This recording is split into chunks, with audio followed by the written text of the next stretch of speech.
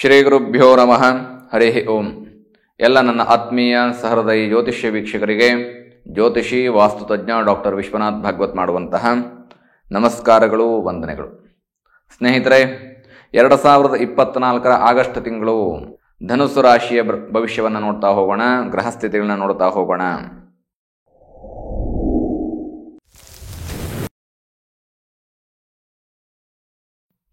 ಮೂಲ ನಕ್ಷತ್ರ, ಪೂರ್ವಾಷಾಢ ನಕ್ಷತ್ರ ಹಾಗೂ ಉತ್ತರಾಷಾಢ ನಕ್ಷತ್ರದ ಚರಣಗಳಿಗೆ ಧನುಸ್ಸು ರಾಶಿ ಬರುತ್ತೆ.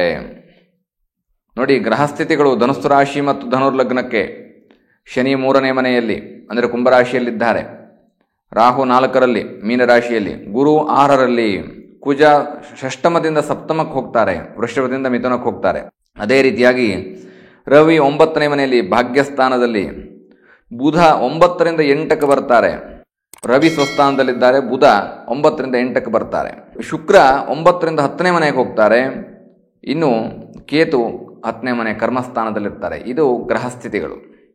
ಧನುಸ್ಸು ರಾಶಿ ಈ ಗ್ರಹಸ್ಥಿತಿಯ ಆಧಾರದ ಮೇಲೆ 2024 ಆಗಸ್ಟ್ ತಿಂಗಳ ಧನುಸ್ಸು ರಾಶಿಯ ಮಾಸ ಭವಿಷ್ಯವನ್ನು ಪ್ರೆಡಿಕ್ಟ್ ಮಾಡ್ತಾ ಹೋಗಬೇಕು. ಕೊಟ್ಟಂತಹ ಭವಿಷ್ಯವಾಣಿ ಸತ್ಯವಾಗಬೇಕು. ನೀವು ನಿಮ್ಮ ಜೀವನವನ್ನು ಜ್ಯೋತಿಷ್ಯದ ರೀತ್ಯ ಏನೇ ಕಷ್ಟಗಳಿದ್ರೂ ಕೂಡ ಪರಿಹಾರ ಮಾಡಿಕೊಂಡು ಉತ್ತಮವಾದಂತಹ ಜೀವನವನ್ನು ಪ್ರಾಪ್ತ ಮಾಡಿಕೊಳ್ಳೋದಕ್ಕೆ ನಮ್ಮ ಭವಿಷ್ಯವಾಣಿ ನಿಮಗೆ ಸಹಾಯ ಆಗಬೇಕು. ಪ್ರಾರಂಭದಲ್ಲಿ ಹೇಳ್ತೇನೆ, ಯಾರು ನಮ್ಮ ಚಾನಲ್ನ ಸಬ್ಸ್ಕ್ರೈಬ್ ಮಾಡ್ಕೊಂಡಿಲ್ಲ ಅಂದರೆ ಸಬ್ಸ್ಕ್ರೈಬ್ ಮಾಡ್ಕೊಳ್ಳಿ, ಶೇರ್ ಮಾಡಿ. ಕಾರಣ ಏನು ಅಂತಂದರೆ, ಯಾರು ನಮ್ಮ ಚಾನಲನ್ನು ಸಬ್ಸ್ಕ್ರೈಬ್ ಮಾಡ್ಕೊಳ್ತೀರೋ ಅವರಿಗೆ ಉಚಿತವಾದಂತಹ ಯಂತ್ರವನ್ನು ಕೊಡ್ತೇವೆ. ಮಕ್ಕಳಿಗೆ ಬಾಲಗ್ರಹ ಯಂತ್ರ, ವಿದ್ಯಾವರಪ್ರದ ಹಯಗ್ರೀವ ಯಂತ್ರ, ನೀಲ ಸರಸ್ವತಿ ಯಂತ್ರ, ಅಥವಾ ಪ್ರಾಯಪ್ರಬುದ್ಧತೆಯಲ್ಲಿರ್ತಕ್ಕಂಥವ್ರು ಉದ್ಯೋಗ ಮಾಡ್ತಕ್ಕಂಥವ್ರಿಗೆ ಕಾರ್ಯಸಿದ್ಧಿ ಯಂತ್ರ, ಮೇಖಲಾ ಯಂತ್ರ, ಧನಾಕರ್ಷಣ ಯಂತ್ರ, ಋಣಮೋಚಕ ಯಂತ್ರಗಳು, ಹೀಗೆ ಹಲವಾರು ರೀತಿಯಾಗಿರ್ತಕ್ಕಂತಹ ಯಂತ್ರಗಳ ಉಚಿತವಾದಂತಹ ವಿತರಣೆ ಆಗುತ್ತೆ. ಇದು ಧಾರಣಾ ಯಂತ್ರ ಮಾತ್ರ. ಕೊರಿಯರ್ ಮುಖಾಂತರ ನೀವು ತರಿಸ್ಕೊಂಡ್ರೆ ನೀವು ಅದನ್ನು ಚಾರ್ಜನ್ನು ಪೇ ಮಾಡಬೇಕಾಗತ್ತೆ. ಇನ್ನು ಧನುಸ್ಸು ರಾಶಿಯ ಮಾಸ ಭವಿಷ್ಯವನ್ನು ನೋಡ್ತಾ ಹೋಗೋಣ. ನೋಡಿ, ಶನಿ 3ನೇ ಮನೆಯಲ್ಲಿ, ಶನಿ ಪರಮಾತ್ಮನಿಗೆ 3ನೇ ಮನೆ ಗೋಚಾರದಲ್ಲಿ ಶುಭ ಸ್ಥಾನ ಮತ್ತು ಶನಿ ಪರಮಾತ್ಮ ಸ್ವಸ್ಥಾನದಲ್ಲಿದ್ದಾನೆ. ಹಾಗಾಗಿ ಉತ್ತಮವಾದಂತಹ ಜೀವನ, ಅದರಲ್ಲೂ ಕೂಡ ವಿಶೇಷವಾಗಿ ಕರ್ಮಾಧಿಪತಿ ಮತ್ತು ಆಯುಷ್ಯಾಧಿಪತಿಯಾಗಿರ್ತಕ್ಕಂತಹ ಶನಿ ಸ್ವಸ್ಥಾನದಲ್ಲಿ ತನ್ನ ಸ್ವಂತ ಮನೆಯಲ್ಲಿರ್ತಕ್ಕಂಥದ್ರಿಂದ ಧನುಸ್ಸು ರಾಶಿಯವರು ಉತ್ತಮವಾದಂತಹ ದೀರ್ಘಾಯುಷ್ಯ ಪ್ರಾಪ್ತಿಯಾಗತ್ತೆ ಮತ್ತು ಉತ್ತಮವಾದಂತಹ ಆರೋಗ್ಯದ ಜೊತೆಗೆ ಮಾಡುವಂತಹ ಉದ್ಯೋಗದಲ್ಲಿ ಕರ್ಮಾಧಿಪತಿಯಾದಂತಹ ಶನಿ ಉದ್ಯೋಗದಲ್ಲಿ ಯಶಸ್ಸನ್ನು ಕೊಡ್ತಾ ಹೋಗ್ತಾನೆ. ಅದು ಆರ್ಥಿಕ ಲಾಭ ಇರ್ಬೋದು, ಮಾನಸಿಕವಾದಂತಹ ಸಂತೋಷ ಇರ್ಬೋದು ಮತ್ತು ವ್ಯಾವಹಾರಿಕವಾದಂತಹ ಅಭಿವೃದ್ಧಿಗಳು, ಪ್ರಮೋಷನ್ನು, ಇನ್ಕ್ರಿಮೆಂಟು, ಇವೆಲ್ಲವೂ ಕೂಡ ಕರ್ಮಾಧಿಪತಿಯಾದಂತಹ ಶನಿಯೇ ಕಾರಣ. ಅದು ಉತ್ತಮವಾಗಿ ಅಭಿವೃದ್ಧಿ ಆಗಬೇಕು ಅಂದರೆ ಜಾತಕದಲ್ಲಿ ಶನಿ ಚೆನ್ನಾಗಿರಬೇಕು. ಹಾಗಾಗಿ ಶನಿ ಉತ್ತಮವಾದಂತಹ ಸ್ಥಾನದಲ್ಲಿದ್ದಾನೆ. ನಿಮ್ಮ ಉದ್ಯೋಗಕ್ಕೆ, ವ್ಯವಹಾರಕ್ಕೆ ಯಾವುದೇ ರೀತಿಯಾದಂತಹ ಪ್ರಾಬ್ಲಮ್ಗಳು ಆಗಸ್ಟ್ ತಿಂಗಳಲ್ಲಿ ಬರೋದಿಲ್ಲ. ಶನಿ ಸ್ವಸ್ಥಾನದಲ್ಲಿದ್ದು ಗೋಚಾರದಲ್ಲಿ ಶುಭ ಫಲದಲ್ಲಿದ್ದಾನೆ. ಹಾಗಾಗಿ ಇನ್ನು ರಾಹು ಸುಖ ಸ್ಥಾನದಲ್ಲಿ, ಪ್ರಾರಂಭದಲ್ಲಿ ಹೇಳಿದ್ದೇನೆ, ಆಯುಷ್ಯ ಮತ್ತು ಆರೋಗ್ಯ ಅನ್ನುವಂಥದ್ದು. ನೋಡಿ, ಆರೋಗ್ಯಾಧಿಪತಿಯಾದಂತಹ ಆರೋಗ್ಯಕ್ಕೆ ರಾಹುರ ಬಾಹುಬಲಂ ಅಂತ ಹೇಳ್ತೇವೆ. ದೈಹಿಕವಾದಂತಹ ಶರೀರ, ದೃಢಕಾಯ ಶರೀರ, ಫಿಸಿಕಲ್ ಫಿಟ್ನೆಸ್, 10 ಕಿಲೋಮೀಟರ್ ಓಡಿ ಹೋಗ್ತೀನಿ ನಾನು ಅನ್ನುವಂತಹ ಶಕ್ತಿ ಇರ್ತಕ್ಕಂಥದ್ದು ಅಥವಾ ಶಕ್ತಿಯನ್ನು ಕೊಡಬೇಕಾದಂಥವನು ರಾಹು ಪರಮಾತ್ಮ. ಅವನು ಸುಖ ಸ್ಥಾನದಲ್ಲಿದ್ದಾನೆ. ಗೋಚಾರದಲ್ಲಿ ಶುಭವ ಅಂತ ಕೇಳಿದರೆ ಅಲ್ಲದೆ ಇರ್ಬೋದು, ರಾಹುಗೆ 4ನೇ ಮನೆ ಶುಭ ಅಲ್ಲದೆ ಇರ್ಬೋದು. ಆದರೆ ರಾಹು ಕೇತುಗಳು ಸ್ವಸ್ಥಾನ ಬಲ ಇಲ್ಲ, ನೆನಪಿಟ್ಕೊಳ್ಳಿ. ಎಲ್ಲ ಗ್ರಹಗಳ ಸ್ಥಿತಿಯಿಂದಲೂ ನೋಡಬೇಕಾಗತ್ತೆ. ಬರೀ ಆ ಗ್ರಹಗಳಲ್ಲಿದ್ದಾವೆ ಅಷ್ಟು ಮಾತ್ರವೇ ಜ್ಯೋತಿಷ್ಯ ಆಗೋದಿಲ್ಲ. ಆದ್ದರಿಂದ ರಾಹು ಸುಖ ಸ್ಥಾನದಲ್ಲಿದ್ದಾನೆ, ಸುಖವನ್ನು ಕೊಡ್ತಾನೆ. ದೈಹಿಕ ಶರೀರಕ್ಕೆ ಲೇಜಿನೆಸ್ ಇರೋದಿಲ್ಲ. ಅದು ಮಕ್ಕಳಿಗಿರ್ಬೋದು, ಉದ್ಯೋಗಸ್ಥರಿಗಿರ್ಬೋದು, ವ್ಯವಹಾರಸ್ಥರಿಗಿರ್ಬೋದು, ಆಲಸ್ಯ ಇರೋದಿಲ್ಲ. ಏನು ಕಷ್ಟ ಬಂದರೂ ಕೂಡ ನಾನು ಎದುರಿಸ್ತೀನಿ, ನನ್ನಲ್ಲಿ ಶಕ್ತಿ ಇದೆ, ಚೈತನ್ಯ ಇದೆ ಅಂಥೇಳಿ ಕೆಲಸವನ್ನು ಹುಡುಕಿಕೊಂಡು ಹೋಗ್ತಾ ಇರ್ತೀರಿ. ಹೊಸ ಕೆಲಸಗಳನ್ನು ಚಾಕಚಕ್ಯತೆಯಿಂದ, ಲವಲವಿಕೆಯಿಂದ ಮಾಡ್ತಾ ಹೋಗ್ತೀರಿ. ರಾಹು 4ನೇ ಮನೆಯಲ್ಲಿದ್ದಾನೆ. ನೋಡಿ, ರಾಹು 4ರಲ್ಲಿರಬೇಕು ಅಂದ್ರೆ ಗುರು ಚೆನ್ನಾಗಿರಬೇಕು. ಯಾಕಂದರೆ ಗುರುವಿನ ಮನೆ. ನೋಡಿ, ಗುರು ಕೂಡ ಉತ್ತಮವಾದಂತಹ ಸ್ಥಾನದಲ್ಲಿರೋದ್ರಿಂದ ಗುರು ಸಾಧಕದಲ್ಲಿದ್ದಾನೆ 6ನೇ ಮನೆಯಲ್ಲಿ. ನೋಡಿ, ಗುರುವಿಗೆ ಇದು 2, 5, 7, 9, 11 ಉತ್ತಮ ಅಂತ ಯೋಚನೆಯನ್ನು ಮಾಡ್ತೇವೆ. ಅಂದರೆ ಗೋಚಾರದಲ್ಲಿ ಶುಭ ಸ್ಥಾನ ಅಂತ. ಇಲ್ಲಿ 6ರಲ್ಲಿರ್ತಕ್ಕಂಥದ್ರಿಂದ ಸಾಧಕದಲ್ಲಿದ್ದಾಗ ಬಲ ಕಡಿಮೆ ಆಗೋದಿಲ್ಲ. ಗುರುಬಲಕ್ಕೋಸ್ಕರವಾಗಿ ನಾವು ಯಶಸ್ಸಿಗೋಸ್ಕರವಾಗಿ ಒಂದಷ್ಟು ಪ್ರಾರ್ಥನೆಗಳನ್ನ ಮಾಡಿಕೊಂಡ್ರೆ ಗುರುಬಲ ಸಂಪೂರ್ಣವಾಗಿ ಬಂದ್ಬಿಡುತ್ತೆ. ಸಾಧಕದಲ್ಲಿದ್ದಂತಹ ಗುರು ನಿಮಗೆ ಗುರು ಬಲವೇ ಇಲ್ಲ ಅನ್ನೋ ಮಾಡೋದಿಲ್ಲ, ಮಧ್ಯಮವಾದಂತಹ ಶುಭವನ್ನು ಕೊಡ್ತಾ ಹೋಗ್ತಾನೆ. ಹಾಗಾಗಿ ರಾಹು ಆರೋಗ್ಯಕ್ಕೋಸ್ಕರ, ಗುರು ಬಲಕ್ಕೋಸ್ಕರ. ಏನೇ ಕೆಲಸ ಮಾಡಿ ನೋಡಿ, ಗುರುವಿನಿಂದ ಶಿಕ್ಷಣ ಕ್ಷೇತ್ರದಲ್ಲಿ ಕೆಲಸ ಮಾಡ್ತಕ್ಕಂಥವ್ರು, ರಾಹುವಿನಿಂದ ಆರೋಗ್ಯ ಕ್ಷೇತ್ರದಲ್ಲಿ ಕೆಲಸ ಮಾಡ್ತಕ್ಕಂಥವ್ರು, ಮತ್ತು ವಿಶೇಷವಾಗಿ ಗುರು ಅಂದ ತಕ್ಷಣ ಯಾವುದೇ ವಸ್ತುಗಳನ್ನು ಮಾರಾಟ ಮಾಡ್ತಕ್ಕಂಥವ್ರು, ಅವ್ರಿಗೆಲ್ಲ ಉತ್ತಮವಾದಂತಹ ಶುಭ ಫಲ. ಅದರಲ್ಲೂ ಧನುಸು ರಾಶಿಯವರಿದ್ದರೆ ಅತ್ಯಂತ ಯಶಸ್ಸನ್ನು ಕಾಣ್ತಾ ಹೋಗ್ತೀರಿ. ಕುಜ ಷಷ್ಠಮದಿಂದ ಸಪ್ತಮಕ್ಕೆ ನೋಡಿ, ಮಂಗಳಾಧಿಪತಿ ಆಗಿರ್ತಕ್ಕಂಥವನು, ಭೂಮಿ ಯೋಗವನ್ನು ಕೊಡ್ತಕ್ಕಂಥವನು ಉತ್ತಮವಾದಂತಹ ಸ್ಥಾನದಲ್ಲಿದ್ದಾನೆ. ಯಾಕೆಂದರೆ ಕುಜನಿಗೆ 6ನೇ ಮನೆ ಗೋಚಾರದಲ್ಲಿ ಶುಭ. ನಂತರ ಮಂಗಳದಾಯಿತ್ವವಾಗಿ ಸಪ್ತಮಕ್ಕೆ ಹೋಗ್ತಾನೆ, ಮಂಗಳ ಕಾರ್ಯಗಳನ್ನು ಮಾಡಿಸೋದಕ್ಕೆ ಹೋಗ್ತಾನೆ. ಇದು ಶ್ರಾವಣ ಮಾಸ, ತಮಗೆಲ್ಲ ತಿಳಿದಿದೆ. ಯಾಕೆಂತಂದರೆ ನೋಡಿ, ವರಮಹಾಲಕ್ಷ್ಮಿ ಬರುತ್ತೆ, ಮಂಗಳಗೌರಿ ಬರುತ್ತೆ, ಕೃಷ್ಣಾಷ್ಟಮಿ ಬರುತ್ತೆ, ರಕ್ಷಾಬಂಧನ ಬರುತ್ತೆ, ಹೀಗೆ 10 ಹಲವು ಶ್ರಾವಣ ಶನಿವಾರ, ಶ್ರಾವಣ ಸೋಮವಾರ, 108 ಹಬ್ಬಗಳು ಬರ್ತಕ್ಕಂತಹ ಮಾಸ. ಹಾಗಾಗಿ ಮಂಗಳ ಕಾರ್ಯವೂ ಆಗುತ್ತೆ, ಭೂಮಿ ಯೋಗ ಇರುತ್ತೆ. ಹಾಗಾಗಿ ಭೂಮಿ ಕೊಂಡುಕೊಳ್ಳೋದಕ್ಕೆ ಯೋಚನೆ ಮಾಡ್ತೀರಿ. ಮತ್ತು ಕುಜ 6ನೇ ಮನೆಯಲ್ಲಿದ್ದಾಗ ಮಂಗಳ ಕಾರ್ಯವನ್ನು ಮಾಡಿಸ್ತಾ ಹೋಗ್ತಾನೆ, ಭೂಮಿ ಯೋಗವನ್ನು ಕೊಡಿಸ್ತಾ ಹೋಗ್ತಾನೆ. ಅಂದರೆ ಒಳ್ಳೆಯ ಯೋಚನೆಯನ್ನು, ಜೀವನದಲ್ಲಿ ಅಭಿವೃದ್ಧಿ ಹೇಗೆ ಹೊಂದಬೇಕು, ಪ್ರತಿಯೊಬ್ಬರಿಗೊಂದು ಆಸೆ ಇರುತ್ತೆ. ನನ್ನೊಂದು ಮನೆ ಕಟ್ಕೋಬೇಕು, ಯಾವ ವ್ಯಕ್ತಿಗಿಲ್ಲ ಮನೆ ಕಟ್ಟಬೇಕು ಅನ್ನುವಂತಹ ಆಸೆ. ಹಾಗಾಗಿ ಈ ಸಂದರ್ಭದಲ್ಲಿ ಧನುಸು ರಾಶಿಯವರಿಗೆ ಸ್ವಂತ ಮನೆ ಯೋಗ ಕೈಗೂಡುತ್ತೆ. ಬಹಳ ಉತ್ತಮವಾದಂತಹ ಸ್ಥಾನ ಇದು. ಇನ್ನು ರವಿ ಭಾಗ್ಯದಲ್ಲಿದ್ದಾನೆ ನೋಡಿ, ಹೆಸರೇ ಹೇಳುವಾಗೆ ಭಾಗ್ಯಸ್ಥಾನ. ನಮಗೆ ಸೌಭಾಗ್ಯ ಇದೆಯಾ ಸ್ವಾಮಿ, ಅಯ್ಯೋ ನಮ್ಗೆ ಆ ಭಾಗ್ಯ ಇದೆಯೇ ಅಂತ ನಾವು ಆಡು ಭಾಷೆಯಲ್ಲಿ ಹೇಳಲ್ವೇ, ಹಾಗೆ ವರ್ಚಸ್ಸನ್ನು ಕೊಡ್ತಕ್ಕಂಥವನು. ಆರೋಗ್ಯಂ ಭಾಸ್ಕರಾಯ ಇಚ್ಛೇತ್, ಉತ್ತಮವಾದಂತಹ ಆರೋಗ್ಯ, ಆಯುಷ್ಯ ಮತ್ತು ಭಾಗ್ಯವನ್ನು ಕೊಡ್ತಕ್ಕಂತಹ ರವಿ, ನಿಮ್ಮ ಸ್ಟೇಟಸನ್ನು ಅಭಿವೃದ್ಧಿ ಮಾಡ್ತಕ್ಕಂತಹ ರವಿ ಭಾಗ್ಯದಲ್ಲಿದ್ದಾನೆ.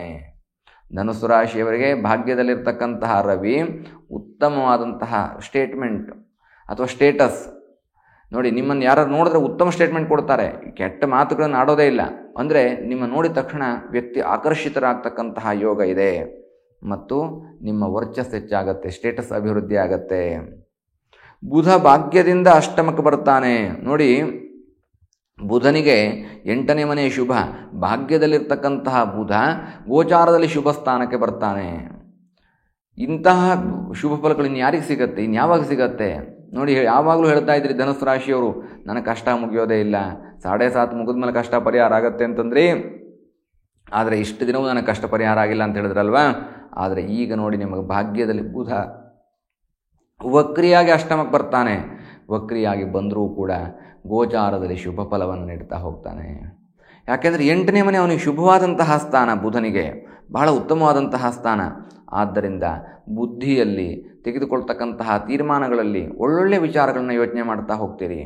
ನನ್ನ ಅಭಿವೃದ್ಧಿ ಹೇಗಾಗತ್ತೆ, ನಾನು ವ್ಯಾವಹಾರಿಕವಾಗಿ ಹೇಗೆ ಮುಂದೆ ಬರ್ಬೋದು, ಪ್ರಮೋಷನ್ ಇರ್ಬೋದು, ಇನ್ಕ್ರಿಮೆಂಟ್ ಇರ್ಬೋದು, ಏನೋ ನನ್ನ ಕೆಲಸದಲ್ಲಿ ಬಂದಂತಹ ಒತ್ತಡ, ಕೋರ್ಟ್ ಕೇಸ್ ವಿಚಾರ, 108 ಕೆಲಸಗಳಲ್ಲಿ ನಿಮ್ಮ ಬುದ್ಧಿಮಟ್ಟತೆ ನಿಮ್ಮನ್ನು ಕೈ ಹಿಡಿಯುತ್ತೆ.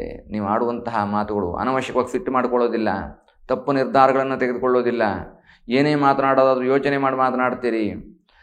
ಮತ್ತು ನಿಮ್ಮ ಮಾತು ಮೊನಚಾಗಿದ್ದರೂ ಕೂಡ, ಸ್ಟ್ರೈಟ್ ಫಾರ್ವರ್ಡ್ ಆಗಿದ್ದರೂ ಕೂಡ, ಧನುಸು ರಾಶಿಯವರು ಸ್ಟ್ರೈಟ್ ಫಾರ್ವರ್ಡ್ ಆಗಿರ್ತಾರೆ.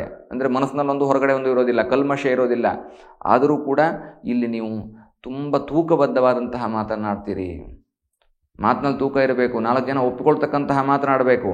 ಅಂತಹ ಮಾತನ್ನು ಧನುಸು ರಾಶಿಯವರು ಆಡ್ತೀರಿ. ಆಗಸ್ಟ್ ತಿಂಗಳು ಯಾವ ಕಾರಣಕ್ಕೂ ತಪ್ಪಲ್ಲಿ ಸಿಕ್ಕಾಕೊಳ್ಳೋದಿಲ್ಲ.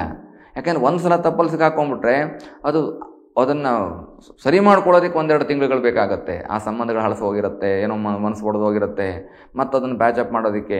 ಬಟ್ ಇಲ್ಲಿ ಹಾಗಾಗೋದಿಲ್ಲ. ನಿಮ್ಮ ಜೀವನ ತುಂಬ ಉತ್ತಮವಾದಂತಹ ರೀತಿಯಲ್ಲಿ, ಮಾತಿನಲ್ಲಿ ಯಾವ ಕಾರಣಕ್ಕೂ ತಪ್ಪು ಮಾಡದೆ ಸಿಕ್ಕಾಕೊಳ್ಳದೆ ನೀವು ಉತ್ತಮವಾದಂತಹ ಜೀವನವನ್ನು ನಡೆಸ್ತಾ ಹೋಗ್ತೀರಿ.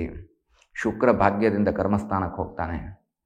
ಹಣ ನಿಮ್ಗೆ ಯಾವುದೇ ಬರುವಂಥದ್ದಿರ್ಬೋದು, ಯಾರಿಗೋ ಕೊಟ್ಟಂತಹ ಸಾಲ ಇರ್ಬೋದು, ಸಕಾಲಕ್ಕೆ ಬರುತ್ತೆ.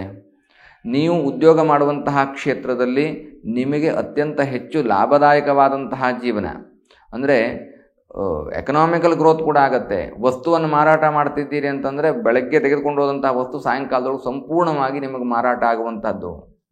ಒಂದು ಉದಾಹರಣೆ ಕೊಟ್ಟೆ ನಾನು ಅಷ್ಟೇ. ಅಂದರೆ ಸ್ಟಾಕ್ ಇಟ್ಕೊಂಡಿದ್ದೀನಿ, ವ್ಯಾಪಾರ ಆಗ್ತಿಲ್ಲ, ನಷ್ಟದಲ್ಲಿದ್ದೀನಿ, ಆರ್ಥಿಕವಾಗಿ ನಷ್ಟದಲ್ಲಿದ್ದೀನಿ, ಬಾಡಿಗೆ ಕಟ್ಟೋಕ್ಕಾಗ್ತಿಲ್ಲ, ಮೇಂಟೈನ್ ಮಾಡೋಕ್ಕಾಗ್ತಿಲ್ಲ. ಆ ಥರದ ಪರಿಸ್ಥಿತಿ ಧನುಸು ರಾಶಿಯವರು ಬರೋದಿಲ್ಲ. ಪ್ರಾರಂಭದಲ್ಲಿ ಭಾಗ್ಯಸ್ಥಾನದಲ್ಲಿರ್ತಾನೆ, ನಂತರ ಕರ್ಮಸ್ಥಾನಕ್ಕೆ ಹೋಗ್ತಾನೆ. ಭಾಗ್ಯದಲ್ಲಿದ್ದಾಗ ಪಿತೃಾರ್ಜಿತವಾದಂತಹ ಆಸ್ತಿ, ಯಾರೋ ಸಾಲ ತೆಗೆದುಕೊಂಡವ್ರು ವಾಪಸ್ ಕೊಡ್ತಕ್ಕಂಥದ್ದು, ಅಥವಾ ನೀವೇ ಯಾರೊಬ್ಬರಿಗೆ ಯಾವುದೋ ಒಂದು ಒಳ್ಳೆಯ ಕೆಲಸಕ್ಕೋಸ್ಕರ ಕಾರ್ಯಕ್ಕೋಸ್ಕರ ಸಾಲ ಹುಡುಕ್ತಾ ಇದ್ದೀರಿ ಅಂದರೆ ಸಕಾಲಕ್ಕೆ ಸಾಲ ಬರುತ್ತೆ. ಬಟ್ ಅದು ಇನ್ ಗುಡ್ ವೇ. ಸಾಲ ಮಾಡೋದು ಕೆಟ್ಟದ್ದು ಅಂತಲ್ಲ.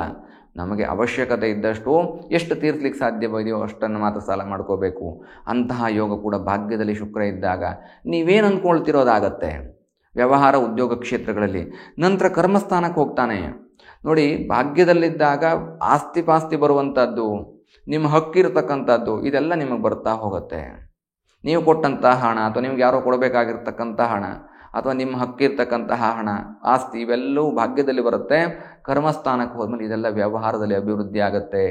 ವ್ಯವಹಾರಕ್ಕೆ ಇನ್ವೆಸ್ಟ್ಮೆಂಟ್ ಮಾಡ್ತೀರಿ ಮತ್ತು ಎಲ್ಲ ರೀತಿಯಾದಂಥ ಯಶಸ್ಸನ್ನು ಗಳಿಸ್ಕೊಳ್ತೀರಿ. ಈ ಒಂದು ಸಂದರ್ಭದಲ್ಲಿ ಶೇರ್ ಮಾರ್ಕೆಟ್ ಕೂಡ ನಿಮಗೆ ಒಂದು ಸ್ವಲ್ಪ ಕೈ ಹಿಡಿಯುವಂತಹ ಸಾಧ್ಯತೆಗಳಿದ್ದಾವೆ.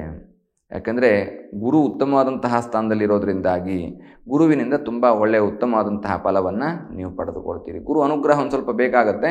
ಆದರೆ ಶೇರ್ ಮಾರ್ಕೆಟ್ ಮಾಡ್ತಕ್ಕಂಥವ್ರು ಗುರು ಅನುಗ್ರಹ ಪ್ರಾಪ್ತ ಮಾಡ್ಕೊಳ್ಳಿ. ಗುರು ರಕ್ಷಾ ಯಂತ್ರವನ್ನು ಇಟ್ಕೊಳ್ಳಿ, ತುಂಬ ಅವಶ್ಯಕ ಇದೆ ನಮಗದು. ಇನ್ನು ನೋಡಿ, ಕೇತು 10ನೇ ಮನೆಯಲ್ಲಿ, ಕೇತುಂ ಕುಲಸ್ಯ ಉನ್ನತಿಂ, ಮನೆ ಅಭಿವೃದ್ಧಿಯನ್ನು ಮಾಡ್ತಕ್ಕಂತಹ ಕೇತು ಕರ್ಮಸ್ಥಾನದಲ್ಲಿದ್ದಾನೆ.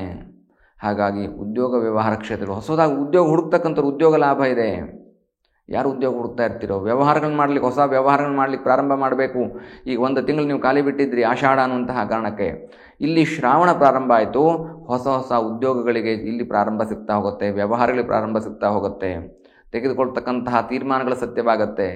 ನಿಮ್ಮ ಜೀವನ ಒಂದು ಸರಿಯಾದಂತಹ ಟ್ರ್ಯಾಕಿಗೆ ಬರುತ್ತೆ. ಯಾರು ಇಷ್ಟು ದಿನ ಆಲಸ್ಯದಲ್ಲಿದ್ದರೋ ಅವರಿಗೆ ಚೈತನ್ಯ, ಅದು ಓದಲಿಕ್ಕಿರ್ಬೋದು, ಉದ್ಯೋಗಕ್ಕಿರ್ಬೋದು, ವ್ಯವಹಾರಕ್ಕಿರ್ಬೋದು. ಯಾರು ಇಷ್ಟು ದಿನ ಸಂಬಂಧಗಳಲ್ಲಿ ಮನಸ್ತಾಪ ಇತ್ತೋ ಅವರು ಉತ್ತಮವಾದಂತಹ ಬಾಂಧವ್ಯಕ್ಕೆ ಬರ್ತೀರಿ. ಕೋರ್ಟ್ ಕ್ಷೇತ್ರ ವ್ಯವಹಾರಗಳಲ್ಲಿ ಯಾರಾದರೂ ಸ್ವಲ್ಪ ಅಂದರೆ ನಮಗೂ ಅವ್ರಿಗೂ ಕೇಸ್ ನಡೀತಾ ಇದೆ, ಹೇಗೆ ಇದನ್ನು ಸಾಲ್ವ್ ಮಾಡಿಕೊಳ್ಳೋದು, ಕೇಸ್ ಮುಗಿತಾ ಇಲ್ಲ ಅನ್ನುವಂಥವ್ರಿಗೆ ಈ ಥರದ ಕೆಲಸಗಳಲ್ಲೂ ಕೂಡ ನಿಮಗೆ ಜಯ ಆಗುತ್ತೆ. ಧನುಸು ರಾಶಿಯವರಿಗೆ ಕಾಂಪ್ರಮೈಸ್ ಆಗುವಂತಹ ಸಾಧ್ಯತೆಗಳು. 10 ರೂಪಾಯಿ ಕಡಿಮೆ ಬರ್ಬೋದು, ಯಾಕಂದರೆ ಗುರುಬಲ ಕಡಿಮೆ ಇದೆ. ಆದರೆ ಇದು ಎಂಡ್ ಆಗುತ್ತೆ, ಸೆಟ್ರೇಟ್ ಆಗುತ್ತೆ, ಸಾರ್ಟ್ಔಟ್ ಆಗುತ್ತೆ. ನೋಡಿ, ಜೀವನಕ್ಕೆ ಏನು ಅಂತಂದರೆ ಯಾವುದೇ ವಿಷಯಗಳಿರಲಿ, ಯಾವುದೇ ಒತ್ತಡಗಳಿರಲಿ, ಅದನ್ನು ಮುಗಿಸಿ ಮುಂದೆ ಹೋಗ್ತಕ್ಕಂಥದ್ದು ನೋಡ್ಕೋಬೇಕು. ಇರುವಂತಹ ಗಾಯವನ್ನೇ ಕೆರೆದು ದೊಡ್ಡ ಮಾಡ್ಕೊಳ್ತಾ ಇದ್ದರೆ ಗಾಯ ವಾಸಿ ಆಗೋದಿಲ್ಲ, ನಮ್ಮ ಆರೋಗ್ಯ ಹಾಳಾಗ್ತಾನೆ ಹೋಗುತ್ತೆ. ಅದ್ರ ಬದಲು ಅದನ್ನು ಮರಿಬೇಕು, ಔಷಧಿ ಹಚ್ಚಿ ಮರ್ತು ಬಿಡಬೇಕು, ಅದು ವಾಸಿ ಆಗುತ್ತೆ. ಹಾಗೆ ಸಂಬಂಧಗಳು ಅಷ್ಟೇ. ಏನೋ ತಪ್ಪಾಗಿದೆ, ಆ ಸಂಬಂಧವನ್ನು ಒಳ್ಳೇದು ಮಾಡ್ಕೊಳ್ಳೋದಕ್ಕೆ ಏನು ಬೇಕೋ ಅದನ್ನು ಯೋಚನೆ ಮಾಡ್ತಾ ಹೋಗಬೇಕು. ಮತ್ತು ಅದನ್ನೇ ಮಾತಾಡ್ತಾ ಹೋದರೆ ಸಂಬಂಧಗಳು ಹಾಳಾಗ್ತಾ ಹೋಗುತ್ತೆ. ಅದರಿಂದ ಕೇಸು, ಕೋರ್ಟು, ಕಚೇರಿ ಅನ್ನುವಂಥದ್ದು ಅಲ್ದಾಡೋ ತಪ್ಪೋದಿಲ್ಲ. ಹಾಗಾಗಿ ಅದನ್ನೆಲ್ಲ ಎಂಡ್ ಮಾಡಿಕೊಂಡು ಮುಂದೆ ಏನಾಗಬೇಕು ಅದ್ರ ಬಗ್ಗೆ ಯೋಚನೆಯನ್ನು ಮಾಡ್ತಾ ಹೋಗಬೇಕು. ತುಂಬ ಉತ್ತಮವಾದಂತಹ ಜಾತಕ ಧನುಸ್ಸು ರಾಶಿಗೆ ಆಗಸ್ಟ್ 2024. ಕೇವಲ ಒಂದೇ ಒಂದು ಕೊರತೆ ಅಂದರೆ ಅದು ಗುರುವಿನ ಅನುಗ್ರಹದ ಕೊರತೆ. ಗುರು ರಕ್ಷಾ ಯಂತ್ರ ಇಟ್ಕೊಳ್ಳಿ.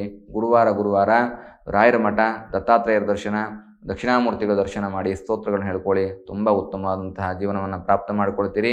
ಯಾವುದೇ ಕಷ್ಟಗಳಿದ್ರೂ ಕೂಡ ಪರಿಹಾರ ಆಗತ್ತೆ. ಒಳ್ಳೆಯದಾಗಲಿ ಅನ್ನುವಂತಹ ಪ್ರಾರ್ಥನೆಯೊಂದಿಗೆ ಆ ಗುರು ದಕ್ಷಿಣಾಮೂರ್ತಿಯ ಸ್ಮರಣೆಯನ್ನು ಮಾಡ್ತಾ ಧನುಸು ರಾಶಿಯ ಮಾಸ ಭವಿಷ್ಯಕ್ಕೆ ಮಂಗಳವನ್ನು ಆಡ್ತಾ ಇದ್ದೇನೆ. ಶುಭವಾಗಲಿ ಸ್ನೇಹಿತರೆ. ಶುಭಂ ಭೂಯಾತ್. ಲೋಕಾಹ ಸಮಸ್ತ ಸುಖಿನೋ ಭವಂತು. ಸಮಸ್ತ ಸನ್ಮಂಗಲಾನಿ ಭವಂತು.